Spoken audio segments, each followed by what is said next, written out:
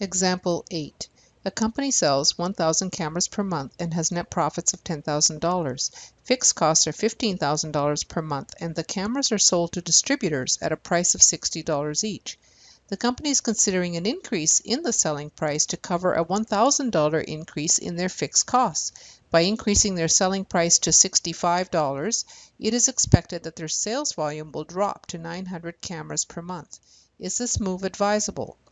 First of all, let's take a look at the scenario with sales of 1,000 units per month. And we'll look at the current situation with 1,000 units per month and see how that is affected with the increase in the selling price. So if we examine the current scenario, we know that we have sales of 1,000 units. So N is equal to 1,000 units per month.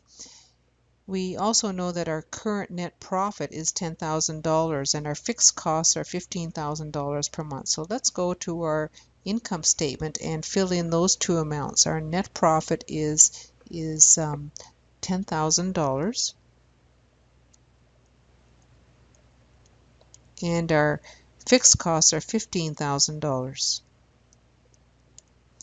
And that tells us right away that since our net profit is $10,000 with a volume of 1,000 units and our fixed costs are $15,000, that means that our contribution margin must be equal to $25,000. There's no question about it. So now that we've got this much of the income statement filled in, where do we go from here? Well, let's see. We know that the cameras are sold to distributors at a price of $60 each. That's important information because you know that the selling price then is $60 per unit times the number of units. And that would be $60 per unit times 1,000 units, or $60,000. So that's important information because now we know the total sales is $60,000, but our gross profit after the variable costs have been met is $25,000. So using deductive logic, we can determine that the difference between the two must be our variable costs. So 60,000 subtract 25,000 works out to an amount of $35,000. And so that $35,000 represents our variable cost. And if we know that, well, we don't know what the variable costs are, but we certainly do know that we sold 1,000 units. So variable cost per unit times 1,000 units is $35,000. This tells you right away that your variable costs are equal to $35 per unit. And that's important information to help solve the rest of the problem. Now, what happens when you increase your selling prices? So we'll increase the selling price. Selling price is going to go up to $65 per unit. So our new selling price is going to end up being equal to $65 per unit times the number of units. And our variable costs are still going to stay the same as $35 per unit times the number of units. And our contribution margin is now equal to 65 minus 35, or $30 per unit times the number of units. And in this particular case, we're going to assume that we're still selling 1,000 units, and so we have $30 per unit times $1,000 is equal to $30,000. So if you increase your selling prices, you will increase your contribution margin. They have fixed costs of previously of $15,000, but unfortunately the fixed cost will increase by $1,000. So the fixed costs are going to go up by $1,000 to new fixed costs of $16,000.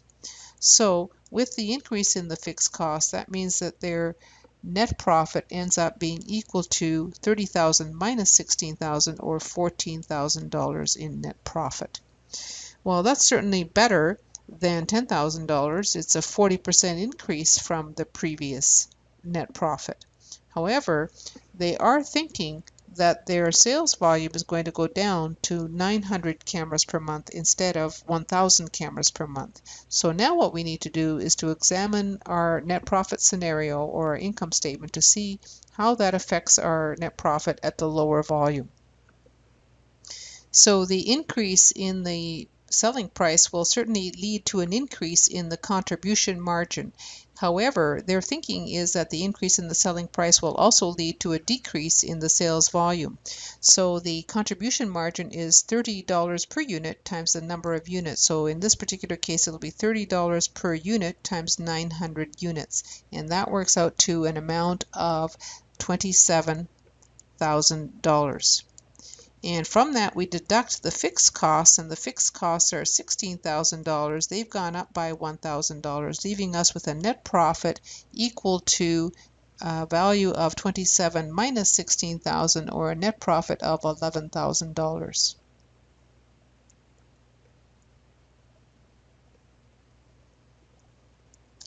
Is that better than before? Well, actually it is. It's an increase. It's gone from $10,000 net profit to $11,000. It is a 10% increase in the previous net profit. So while if our sales volume stays the same, we've got an increase of 40% in our net profit. If our volume goes down by 10% from 1,000 units to 900 units, our net profit will still go up by 10%. In the last question, we want to know how much can the sales volume decrease without affecting their current net profit. So we've increased the selling price from $60 to $65, so we've got sales of 65N. The variable costs are $35 per unit, and the contribution margin is the difference between the two, or $30 per unit times N. Our fixed costs have increased by $1,000 to $16,000. If there is to be no effect to our current net profit, then our net profit remains the same. So no effect means that our net profit is going to be equal to $10,000.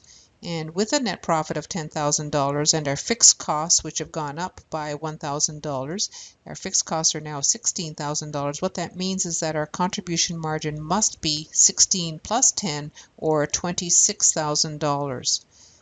in order to keep the same net profit.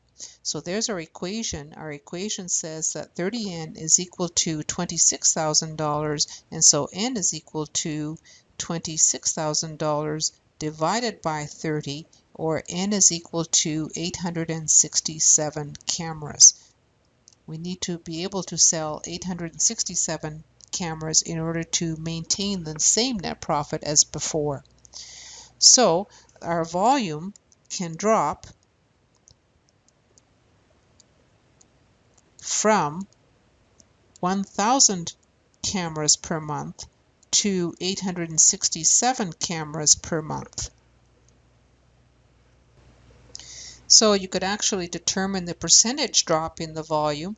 The percentage drop in the volume is the amount of drop, or 1,000 minus 867, the drop in the volume, divided by the original volume of 1,000 units. So in other words, the percentage drop in volume is 133 divided by 1,000, or it actually works out to an amount of 13.3% drop.